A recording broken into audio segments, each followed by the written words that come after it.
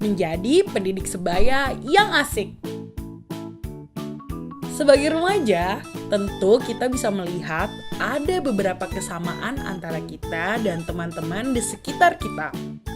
Bukan berarti perilaku kita sama, tapi sebagian besar remaja memiliki kebiasaan yang serupa. Apa saja contohnya? Pertama, banyak di antara kita memiliki rasa ingin tahu yang besar terhadap sesuatu, baik kabar terkini atau kabar temannya yang lain, atau yang biasa kita sebut sebagai kepo. Kedua, banyak remaja suka curhat dan banyak tanya. Nah, curhat ini banyak caranya. Biasanya kita curhat karena ingin ada orang lain yang mendengarkan cerita kita. Mereka juga kita harapkan bisa memberikan jawaban dari pertanyaan yang kita nggak bisa temukan jawabannya. Atau memberikan saran untuk hal-hal yang bikin galau. Tapi, gak semua orang punya orang terdekat yang bisa dipercaya untuk berbagi rahasia.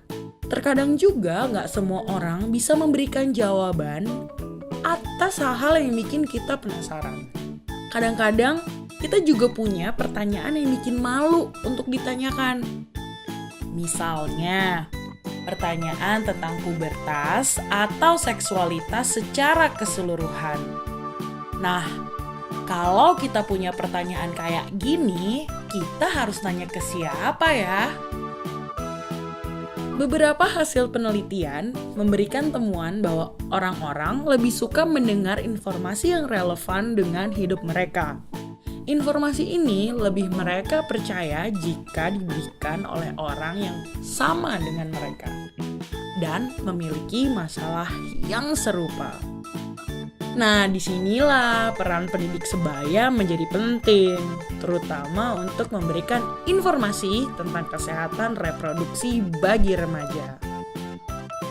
Pendidik sebaya adalah mereka yang punya kemampuan untuk memberikan informasi dan pengetahuan kepada teman-teman seusianya. Biasanya mereka sudah terlatih untuk memberikan informasi dan pengetahuan tersebut, sehingga informasi yang mereka sampaikan juga dapat dipercaya. Pendidik sebaya sama dengan teman, guru, dan contoh. Apa maksudnya? Sebagai teman, pendidik sebaya harus punya kemampuan untuk mendengarkan teman lainnya. Bukan hanya sekedar mendengar, tapi mendengarkan dengan sikap tidak menghakimi. Apalagi malah menyebarkan cerita temanmu ke siapapun. Pendidik sebaya juga harus mau mendukung dan menyemangati teman-temannya untuk mengatasi masalah-masalah mereka. Sebagai guru, bukan berarti kamu harus mengajar di dalam kelas atau bersikap otoriter terhadap teman-temanmu loh. Sikap guru dalam menjadi pendidik sebaya artinya dapat memberikan informasi terkini yang penting diketahui oleh teman-temannya. Kalau teman-temanmu membutuhkan jawaban atau informasi yang lebih mendalam, sebagai pendidik sebaya, kamu harus bisa memberikan referensi ke informasi terkait. Kenapa harus begitu? Karena seorang pendidik sebaya harus mau terus belajar, mencari, dan memastikan informasi yang ada dapat dipertanggungjawabkan. Yang tidak kalah penting, sebagai pendidik sebaya yang baik, kamu juga harus mau berbagi informasi tersebut kepada teman-temanmu. Kamu bisa membagikan informasinya lewat ngobrol santai atau membagikan infonya di media sosialmu. Sebagai contoh bagi teman-teman lainnya.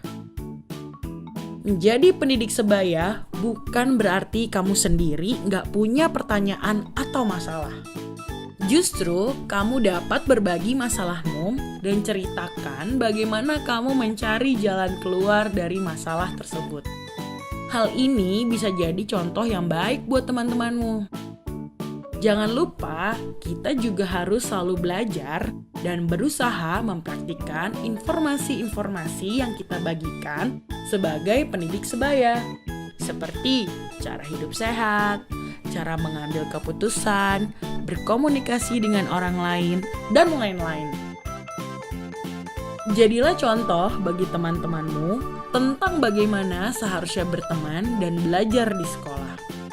Yang paling penting bagi kita semua, terutama bagi pendidik sebaya, adalah memberikan contoh bagaimana kita dapat belajar, istirahat, dan bermain secara seimbang. Jadi pendidik sebaya itu gampang-gampang susah, tapi siapa saja bisa kok jadi pendidik sebaya.